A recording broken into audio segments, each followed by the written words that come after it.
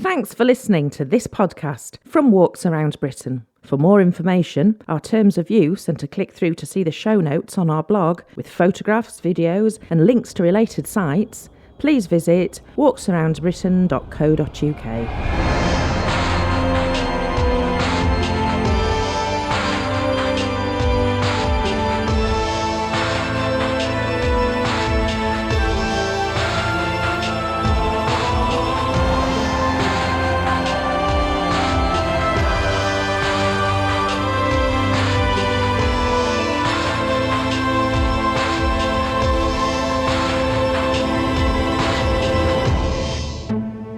On the 22nd edition of the Walks Around Britain podcast, we have a special full version of the interview with Terry Abraham on the release of his film Life of a Mountain, Scafell Pike.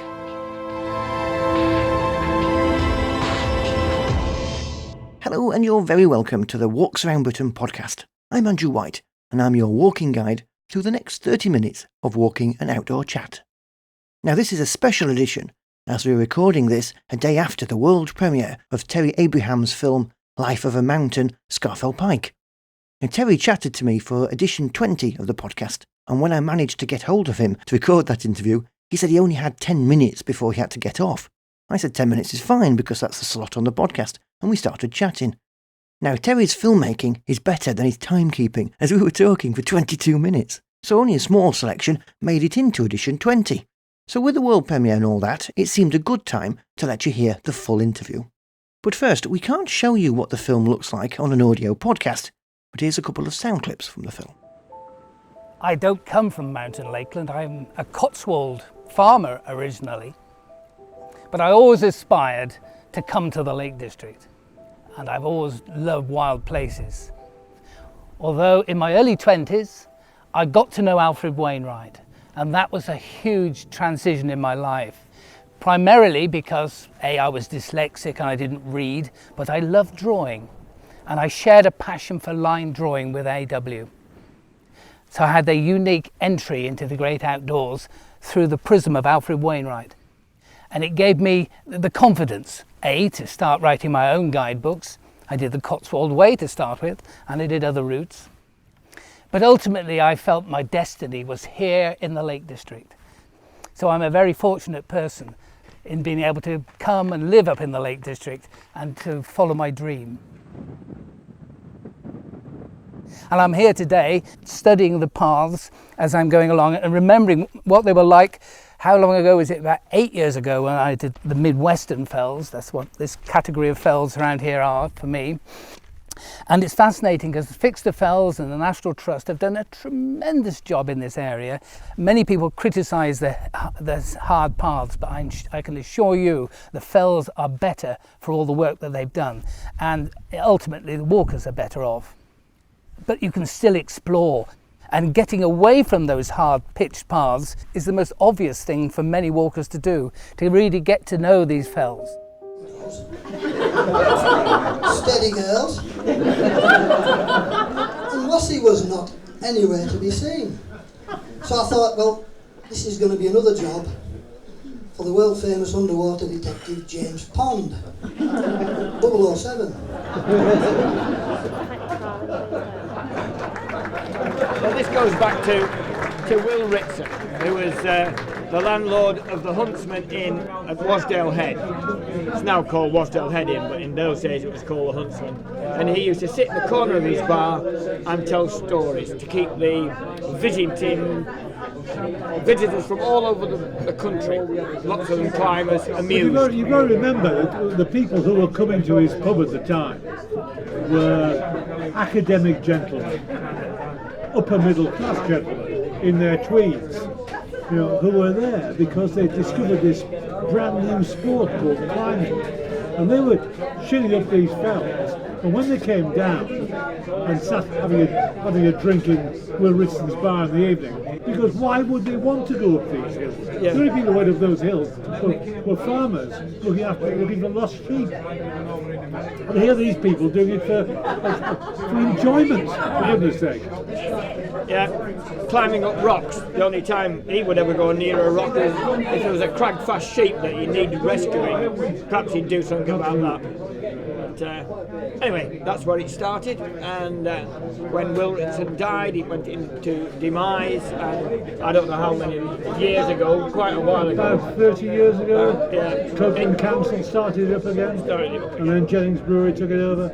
And it's still run by Copeland, and it's held in this pub, the Bridge Inn, because it's got the biggest function room in the valley, so that's the reason why it's here. But I've got to say, I'm an interloper here, because being a journalist, I'm a professional liar. Also, it's said in the rules. And so journalists, double glazing salesmen, estate agents, most people who work in call centres cold calling you and trying to sell you insurance, and all politicians are professional liars, and therefore they're not allowed to enter. So I'm just here for the beer. And the rules change. The rules change whenever something new happens. They ban it. So the first time it was reenacted in this pub, the guy brought a photograph to prove his lie. Photographs are now banned. No visual aids. No visual aids at all. Somebody came in and read a script that somebody else wrote. Scripts are banned. It's all got to be off the top of your head. The rules change, flexible to suit the occasion. Mind you, all these could be lies. They could, indeed they could. Say, where are you bleeding from? And just, from bleeding Romford. Where the hell do you think I'm from? So, in full, here's my interview with Terry. Firstly, tell me about the inspiration for the Cairngorms film. That has its roots with me planning the Scafell film, as it happens. The Scafell film's been an idea of mine for a couple of years or so, but I didn't feel that I had the right skills and equipment and confidence to go ahead with that idea. I got to a point in my life where I thought, right, I'm ready, I think I can do it and do a good job of it. Started planning that. Crikey, when was that? Well over a year ago, the planning stages of it at least. And I was thinking of different characters I'd like to appear in the film, or covering different subjects, because it's going to be quite a holistic film, the Scafell. And I approached Chris Townsend with the idea that he'd be covering the backpacking side of things around the Scafell. Yep. And we got chatting, and I mentioned to him, I've always fancied seeing you in a video, Chris, backpacking and wild camping out on the tops somewhere, anywhere really, outdoors. Because you just don't really see that on the TV or in DVDs in general, because normally TV crew turns up for the day, they film out in a field somewhere or somewhere that looks remote, get the shots done, and then they all bugger off home. Yes, there's normally a 4x4 behind them, isn't there? Yeah, that kind of thing, exactly. So I wanted it to be the real deal. And then we just got chatting, and I said, I tell you what, let's do something in the Cairngorms, knowing that he lived there. And then that's how the Cairngorms film happened. So it was pure chance and luck. But I'm really thankful that we did, because it's the first time I've ever produced a feature-length video, having always been based on little short corporate business videos and touristy type stuff in the Peak District. Yes. And it was a hell of a learning experience working in the Cairngorms, that's for sure. And I learnt a great deal about myself, the skills I needed for working on feature-length videos and working in environments like that, particularly the Cairngorms. It's a very harsh, big, wild environment, and so a lot of that, I've took the experiences from that, I've took with me into the Scafell film. So how difficult logistically was it just getting there to film? Ironically, it was easier for me to get to the Cairngorms than it is for the Lake District, because where I live, it's right by the East Coast main line. I just jumped on a train and then get off at Aviemore. And that was it. I was in the Cairngorms. Whereas now you've got to cross the country. Yeah. I mean, obviously there's that, because my rucksack quite large, especially in the winter. In terms of like me camping equipment and food, it's just a few kilos like any normal backpacker. But it's the rest of the gear, it's the video gear. Depending on my strength and stamina and that kind of thing, and where I'm likely to go and what I'm likely to shoot. I'll have at least 2 tripods with me.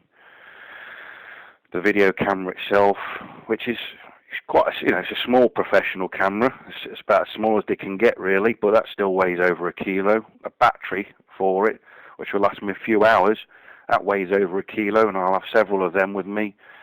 Then there's a DSLR I take with me. I don't film with a DSLR, but I'll take, I do time lapse and things on that, because the image resolution is a lot better. Yeah, lenses, batteries, all that kind of thing, little mini crane and cam slide track, and it all adds up in weight, and it's in excess of 30 kilos. It goes off my scales, my fish scales, basically, and yeah. So the backpacking stuff isn't the problem, it's all the filming gear? It's all the filming equipment, yes. So that, and it does get demoralising, particularly with the cane guns, because as the shoots progress and we'll be going to more remote places, even though we were predominantly in the northwest of the park, because that's where a lot of Chris's favourite areas were that he wanted to feature in the film, which was, well, lucky for me in that respect. But, we only had literally 50, 60 days to get the film done. That's not a lot of time, is it, really? No, it isn't. And, and I'm at the mercy of the weather. And on the whole, I was very, very lucky with the weather, but the underfoot conditions at the time, because it was a real good winter, there was lots of snow and there was all sorts of stuff on the news with the avalanches in the area and, the poor souls that had lost their lives. I was always very mindful of that, and that all had to be considered, and where I was going and how I was approaching certain vantage points to get shots and where I'd be filming with Chris and so on. It was arduous. So, often it would take me at least 2 days to get to where I wanted to go. Because, slow walking in winter in places like that anyway, but with my heavy pack, it's even slower. So it was very, very difficult, and it's probably one reason why I dislike the film, to be honest with you, because it brings back bad memories. I think sometimes you need to wait a while before you can really appreciate what you've made. Yeah, it was all new ground for me, so it was very close to being a failure, the film, in truth. It was literally to the last minute. I think I finished editing the film. We did a couple of reshoots of some sequences that I wasn't happy with, or I felt they could be a little bit better, and they'll do the job, because we didn't have, much time left. And I think it was 3 days before it had its premiere at the Keswick Mountain Festival that I actually I remember you completed tweeting about it, yeah. Yeah, and then once that was out of the way, getting the film converted for DVD, for the IMAX screen at the Reg Ed Centre in Penrith and other cinemas, that all added another workload that I never anticipated, because I thought, once I finished editing the film and it was done in, into a nice digital file, that was it. But it wasn't. Every format requires different subtle changes to the film. So in effect, it felt like for another 3-4 months after we finished the film that I was still re-editing it to a point, because I'm having to consider the different formats it's going into, particularly DVD, which was surprising, and it was a bit of a pain in the rear, to be honest with you. But and then there's the different lengths versions for festivals and things. Yeah, that again, that was new ground. When festivals approached me about screening it, and they were saying we need it down to 40, 45 minutes, and this, it was 96 minutes original. The original film itself. And of course, your 96 minutes is the 96 minutes you wanted to put in. Yeah, and even that, there was loads of stuff we cut out from the film. But, I felt that it was just the right pace, just the right tone that we wanted for the film, as best as we could do it at the time and the conditions and the time we had to produce it. So I felt like, get stuffed, basically. I'm not editing the film down to 40 minutes because it will spoil the tone and manner of it all. And, I can understand that. Yeah, and then I think I spoke to, it was Matt Heason from Heason Events. They do Sheffield Adventure Film Festival and things like that. And another Matt Burke, I think it is, from Kendal Mountain Festival. And they persuaded me to drop everything and just spend a week redoing the film into 40, 45 minutes. Because their point was, at festivals, they want as many films on as possible and people to see as many films as possible. And that's the reason you do a shorter edit, a festival edit as they call it. And the irony is I did it in 24 hours. And in a roundabout way, I kind of prefer the festival edit to the full film. So why is that then? I think I cracked it, and that surprised me. It meant speeding things up a little bit here and there, but it wasn't to the point it was detrimental to the overall feeling of the film. Yes. Those scenes are reluctantly cut out. I really wanted them to be in the film, but it just added to the duration, of the running time. And So I was happy with the festival in the end, and it went down well at the festivals, particularly at Kendal. We came second in our category. Excellent. And we got a commendation for the cinematography and Chris's narration. So that was very humbling. So you've moved from that, and you're now in the Lake District. Making the film you originally wanted to make. Yeah, my baby, as I call it. Is it any different to filming in the Cairngorms? Generally easier, because obviously it's not such a big and remote area. So it's I'm not really walking any more than 6-7 miles in a day on average. It's probably more often not 3 or 4 miles at most. So I tend to base camp for a couple of nights in a particular location where I'm after some specific shots if I get lucky with the weather, and then I may head out on a day walk from there and grab some shots, or then I pack up and then I move somewhere else, and that might only be like a 3-4 mile walk away, and then I kind of do like a circuit really around the area, or I'll stick to certain parts of the Scaffells. So for example, just recently, and almost still at this point, at this time of year, the sun sets looking down Eskdale, so it lights up that side, the southern side of the Scaffells, and doesn't on the north side, on the Wastwater side. So the last 2-3 months I've been heavily involved in that area of the Scaffells around Great Moss and from Hardknott, because that's where all the best scenes are to capture. And as we get into spring and late winter and so on, it will shift round towards Wasdale. So I'll be around that area in the next month or so, capturing that special light as it hits the fells, if it does at least, anyway, weather permitting. And it's the same principle for dawn as well, because it's coming up from the east, but it's a different part of the horizon. So I've got to know the whole area, and particularly the Scaffells, intimately, to the point now it's become a very good friend. I would like to say I know it like the back of my hand, but there's always little nuances to the place that surprise me and I've never spotted before, and it gives a certain view and that kind of thing. But generally, yeah, I can walk along in the mist there on the top and I know exactly where I am, because I recognise that boulder, recognise the colour of the stones on the path, recognise the way the grass is growing around in a certain area, and even bogs. So they all help. Now, that knowledge is what a normal TV crew doesn't have, with they're turning up, doing the nice and easy stuff, and then toddling off. I can appreciate that, obviously. You're doing something different. Yeah, I mean, they'll turn up, get their shots, and it does look nice. The Lake District looks nice in any weather to the human eye. Yeah. But in terms, if you're looking at it from a photographer's point of view, which is how I treat my video work, it's about capturing the right scene at the right time with the right composition with the right light. In photography they call it chasing the light, and that's what I endeavour to do. So yes, they may turn up and go, Wastwater looks nice with Scaffells looming above it on a grey miserable day. I take one look and think that's rubbish because it looks very grey and flat, and I know it can look a lot better in certain conditions. So yes, I could probably, if it was just say a seasonal shoot, I could have had it done in a week. But it's taken me a whole season because I'm constantly chasing the light, going to different places. And that's not to say I'm looking for the nice weather all the time, far from it. I'm trying to give a true reflection of the fell itself. So even in poor weather, I'm there filming anyway. And it's surprising how nice some of the shots can look in genuinely poor weather, with black skies and that kind of thing can look very, very dramatic, and then you get a bit of that light that shafts through the clouds and hits a particular spot on the fells and so on, and that's when it does boost the morale when that happens. And so it's not always pointless going out there in poor weather, but I endeavour to go there when the conditions are right, and I'll, if that means sat in a tent for 2 days waiting, then I sit in a tent for 2 days waiting. And that's what makes the film different. Well, I don't know. You tell me. Well, I think so. It's all normal to me because you've got to remember I'm looking at it from originally as a backpacker. Yeah. The video side of things that I do now, it was a hobby. Fortunately for me, it's become my career.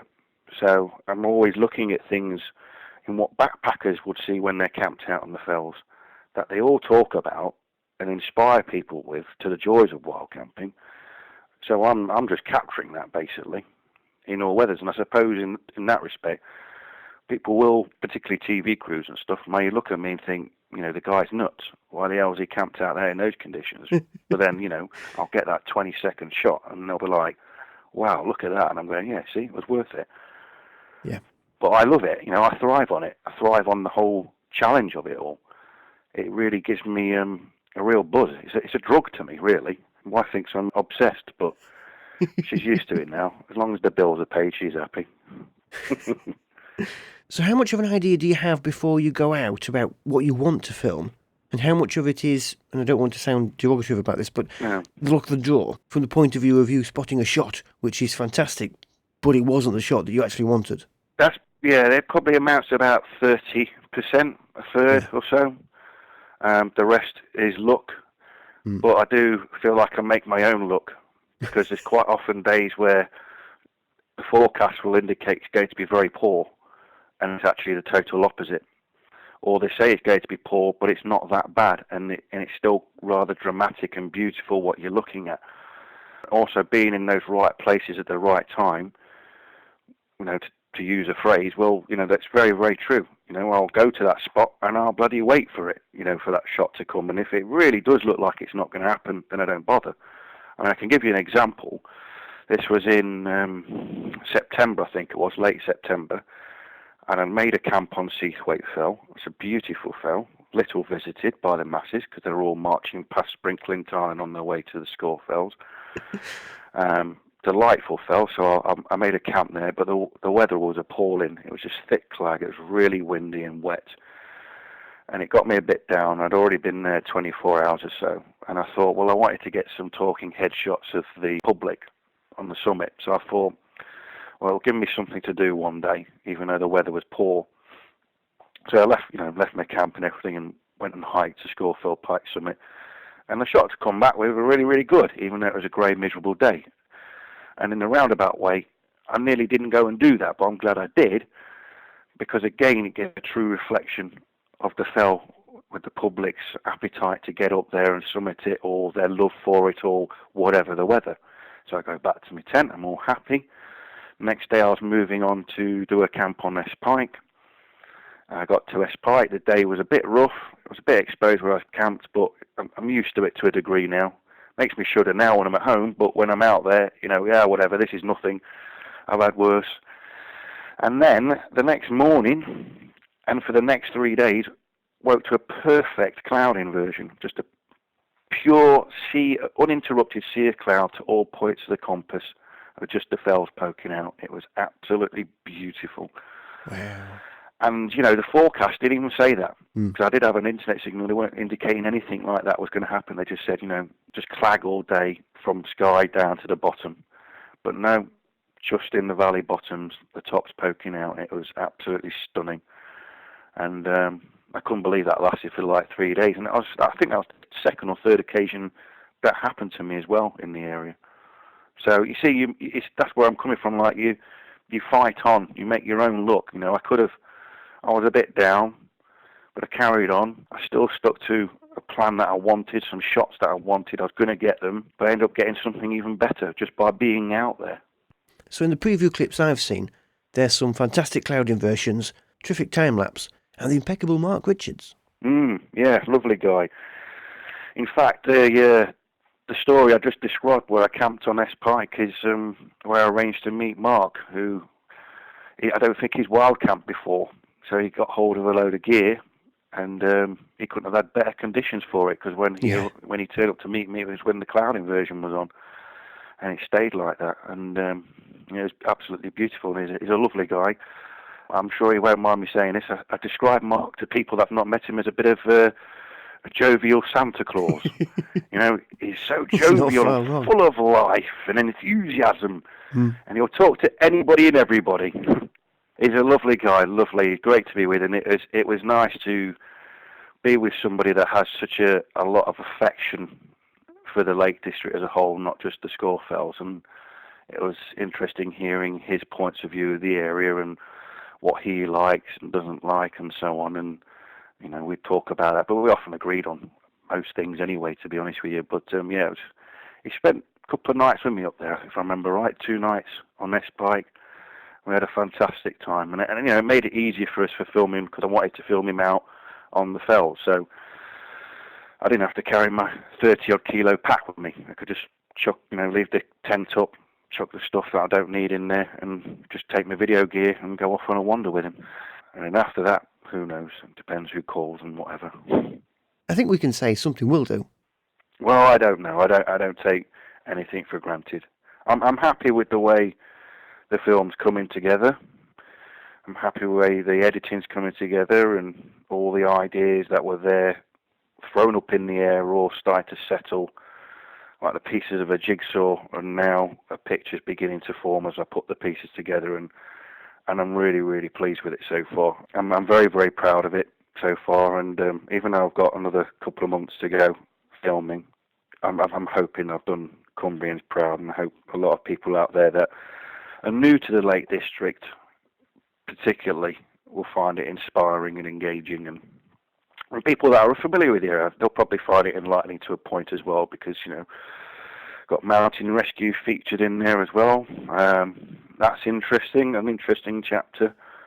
Farmers, climbers, shepherdess, poet, painter, you name it, they're all in there. So it's quite a juggle trying to squeeze everything in and do everybody justice, but not affect the sort of pace and mood of the film. So, but thankfully it's coming together nicely. Excellent. Terry, thanks for joining me on the podcast today. You're welcome. Thank you very much.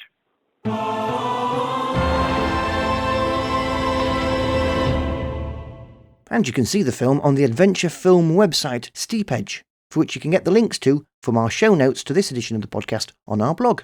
Simply visit walksaroundbritain.co.uk and click through to the blog. We're back to normal next month with a mix of features and interviews. And if you'd like to keep in touch, follow us on Facebook, facebook.com/walksbritain. Until next time, thanks for listening and happy walking.